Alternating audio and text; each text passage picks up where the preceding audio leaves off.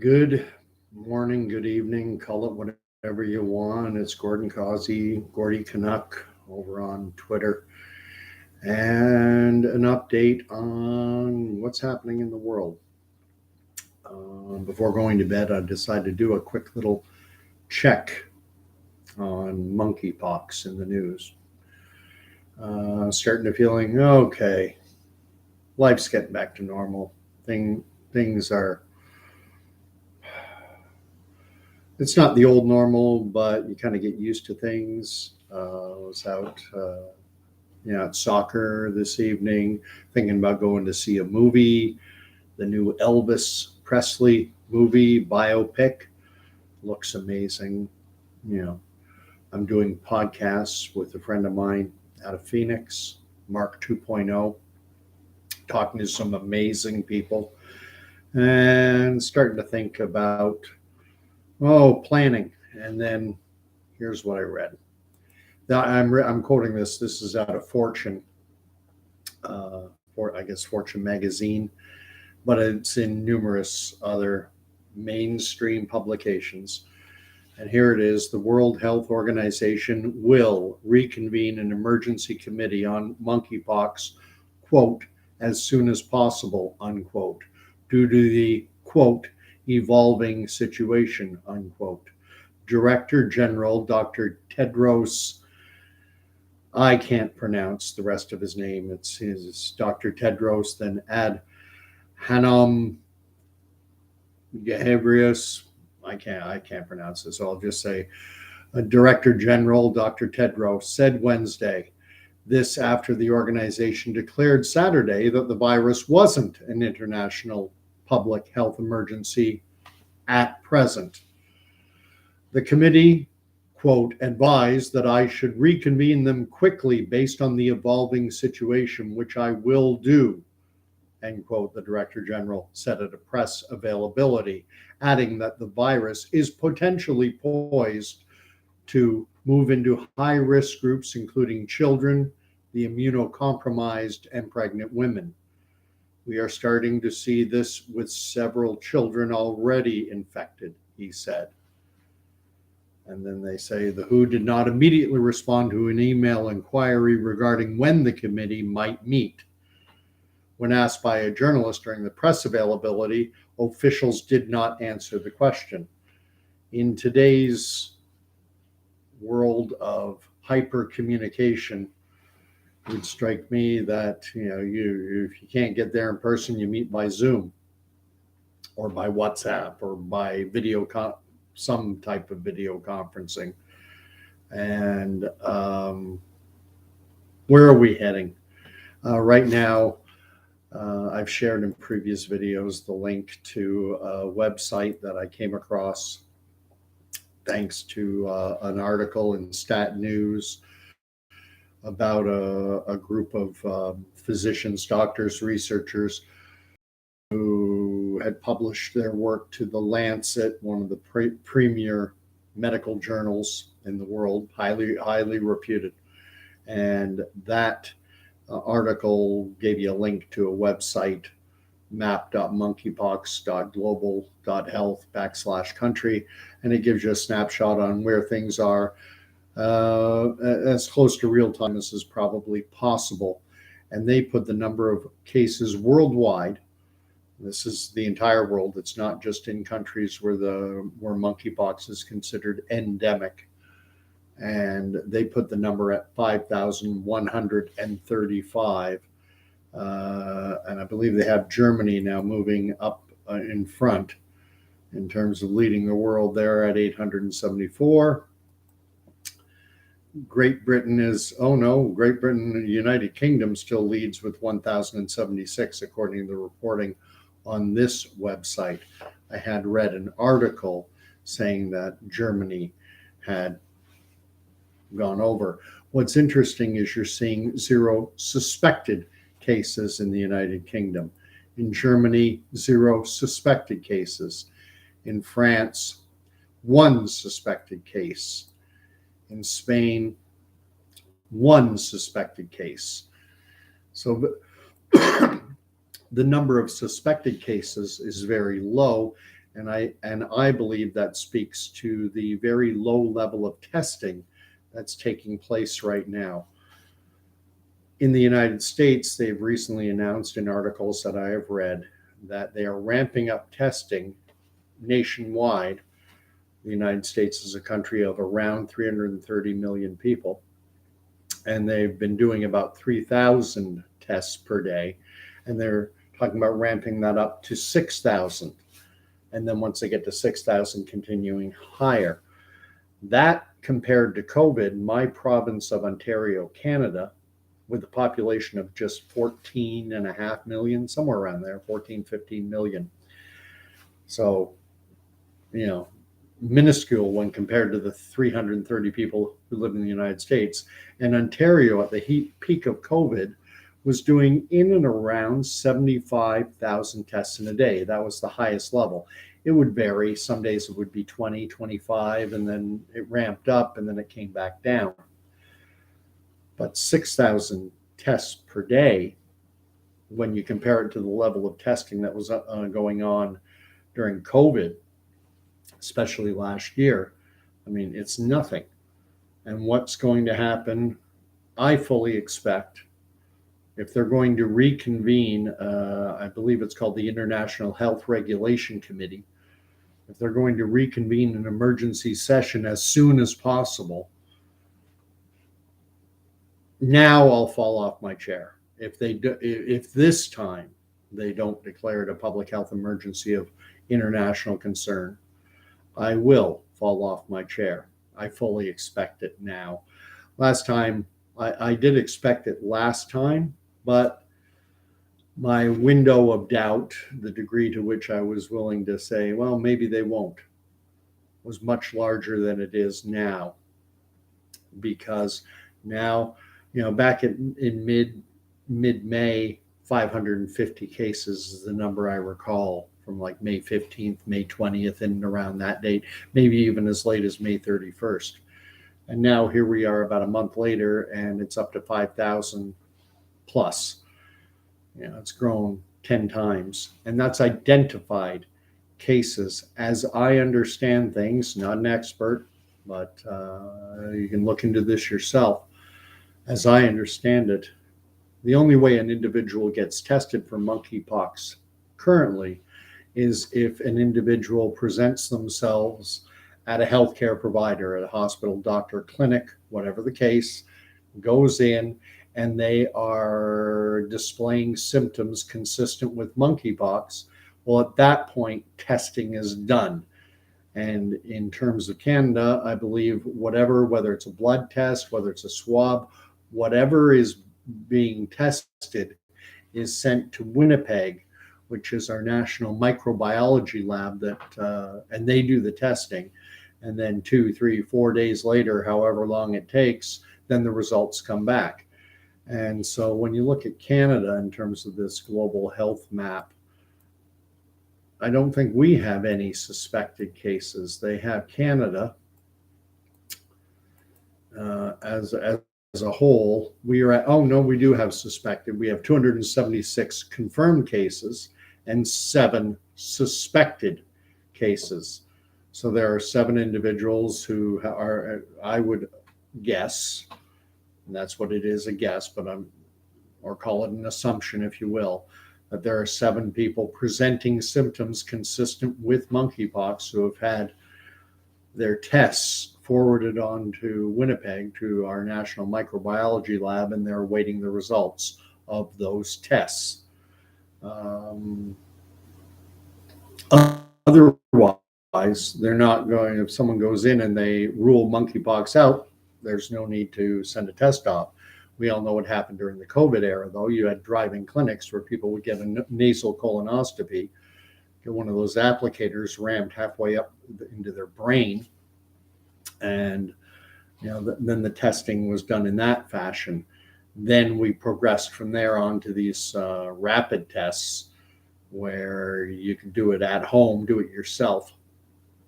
Although those, as I understand it, at least in Canada, those tests, rapid tests, if they came back positive, that wouldn't count into the case numbers unless the individual then had the test, it went into a doctor or a health clinic of some description and maybe was tested again to have that confirmed.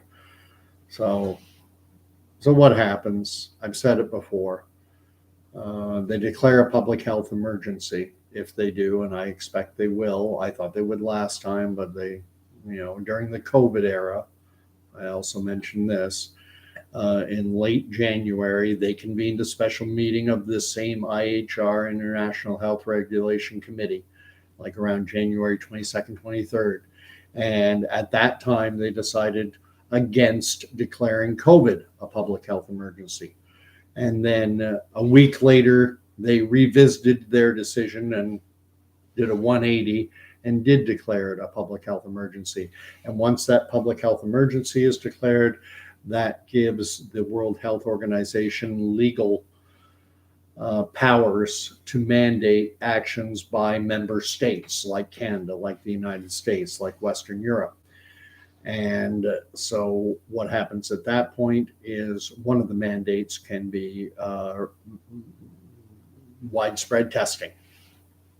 And then once you do widespread testing, because right now I wonder if there are individuals who are personally experiencing symptoms consistent with monkeypox, but who are declining to go in and get checked, opting rather to self-treat, to just tough it out, as it were. And because with a monkeypox diagnosis confirmation, as I understand it, the period of being infectious can be as long, it can be over a month.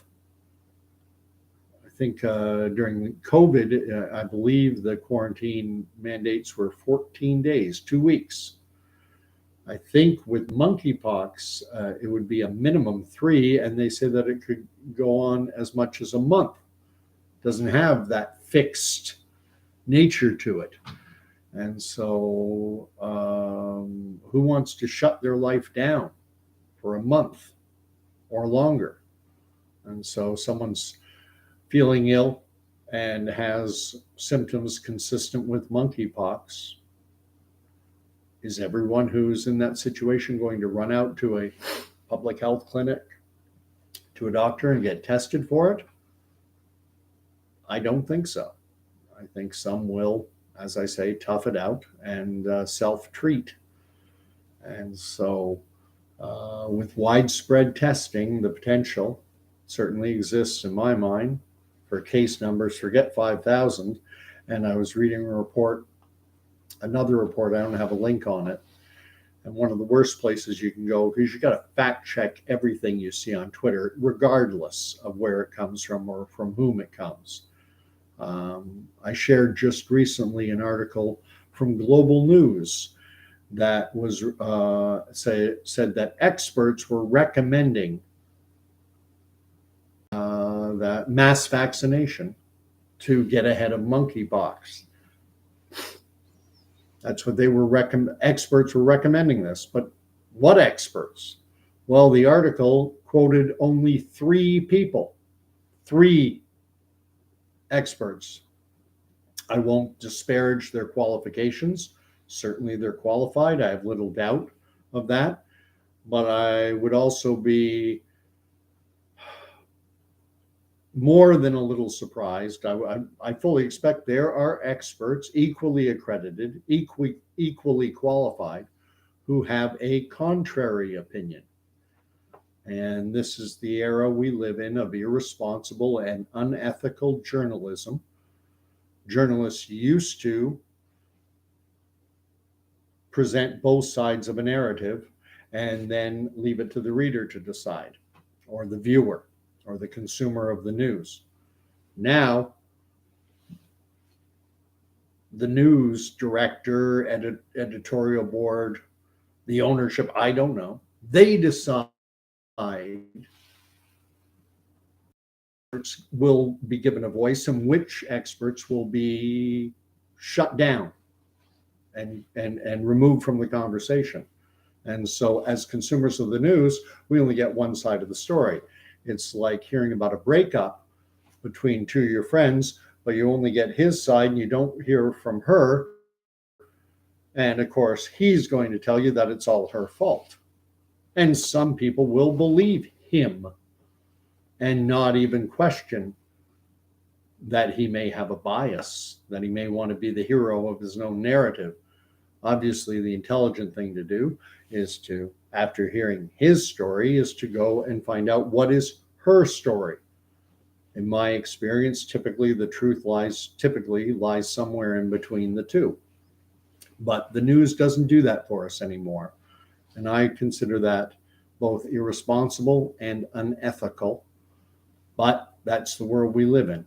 And so, what this article I read in Global News was advocating was that vaccination efforts against monkeypox, that they should be focused primarily on the continent of Africa.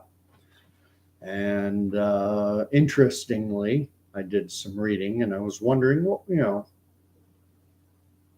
I know that in Canada, the vaccination rate when it comes to COVID, I believe we're looking at somewhere of the 12 and up population, we're somewhere around 90% of the 12 and up population.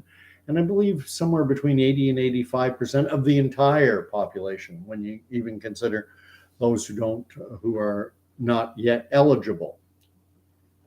And so extremely high. And I would venture to guess that if you looked at the developed Western world, that we're probably looking at somewhere in the neighborhood of at least 60 to 70% of the first developed Western world, Western Europe, Canada, the United States, Australia, New Zealand, that we're probably looking at 65 to 70%. A little lower in the US, and that's a big country, but certainly very high across Western Europe, in Australia. I know Eastern Europe is much lower. Countries like Ukraine have very low levels in many of the former Soviet republics. But then when you look at Africa,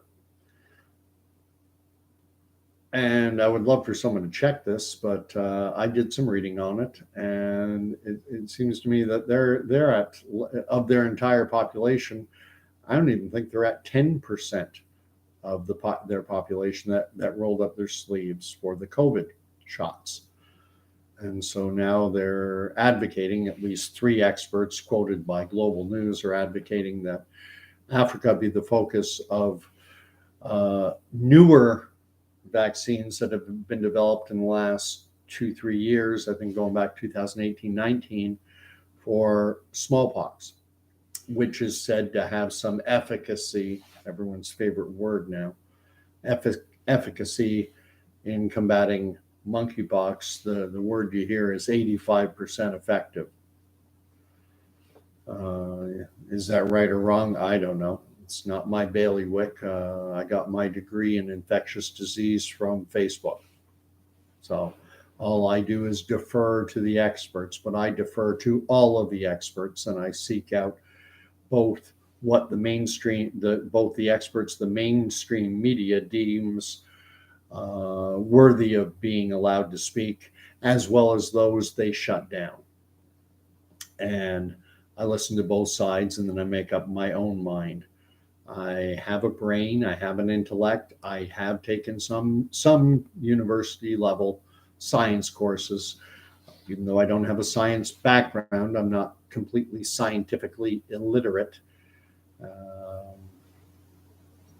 And so, I mean, we've seen so many things that we've seen government measures be wrong so many times. I have to wonder, my non-expert opinion is that monkeypox is real. I do think it is spreading.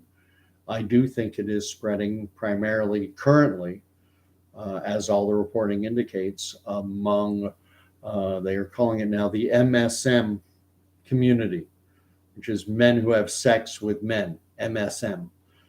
MSM used to mean mainstream media. and you just heard me expressing my negative viewpoint on mainstream legacy media, seems fitting to me that they've changed the MSM acronym and given it a sexual connotation because, in my view, Canadians, Americans, the Western world, we've been getting screwed by legacy media outlets for a long time now, decades. I've done other videos talking about all the reporting that went on during the Vietnam era. Look up the Gulf Tonkin incident. The mainstream media, ethical journalism mandates that when you're presented with one, even if it's from the government, you don't accept it carte blanche. You then seek out the alternative viewpoint and you present both sides. That's balance. We don't get balance anymore. Not from Fox, not from CNN, not from CBC Global or CTV. They present one side of the narrative and they shut the other side out. So, one thing, I do think monkeypox is real. I do think it is spreading. Infectious diseases, vectors of transmission, cross contamination are everywhere. I've spoken about it before. And, if you were alive before COVID, we were told about how viruses spread, all viruses, eyes, nose, mouth, 3 points of contact. We wipe our eyes, we rub our noses, we touch our mouths, we do all of it, and then we touch things. We touch doorknobs, we touch car handles, gas pumps, keypads at the bank machine or the Interac. Items in store that we pick up and put back. I mean, there's cross contamination everywhere. And so viruses spread. Obviously, though, certain activities are going to be higher risk than others. And obviously, if you're in intimate, close contact with another individual, whether same sex or otherwise, the risk of transmission, I would imagine, goes exponentially higher. And that's why I think we are seeing such levels, why transmission has been almost exclusively, at least according to the reporting, the overwhelming majority of cases are within this,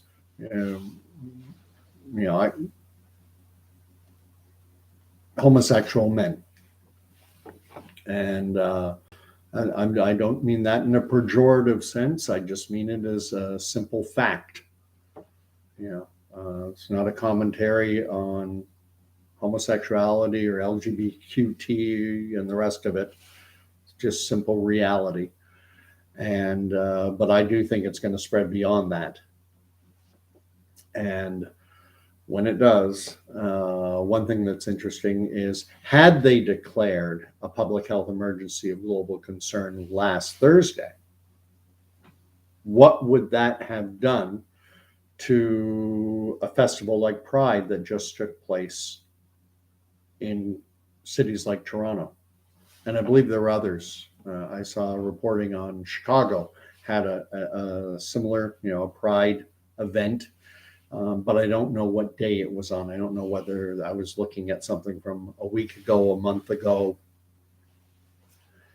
Well, are we going to be seeing? They're saying the incubation period for monkeypox is said it can be quite long. I think it can be 8.5 days was the average I read, but it can be even longer. And Pride was just this past weekend. So toward the end of next week and the week following, is Ontario, is Canada going to be seeing a spike in cases? I think it's entirely possible. And in point of fact, I think it is likely, especially if a public health emergency, global health emergency is declared by the World Health Organization. I expect that will mandate testing, widespread testing. And I think we're off to the races. And then it's Katie bar the door time. It's we've been down this road before, and my personal preference, not that it matters, because I I don't have the wealth, power, or influence to have my opinions count for anything. My opinion and a bus ticket will get you a ride uptown. But I would like, I believe in, let's use that big word that everyone loves now. I'm pro choice. If someone wants to isolate and close their business, and well, fill your boots. But if you don't want to, I believe in choice. And it's interesting, this world we live in is so upside down. There's such an amazing dichotomy about at what point choice comes into the equation. And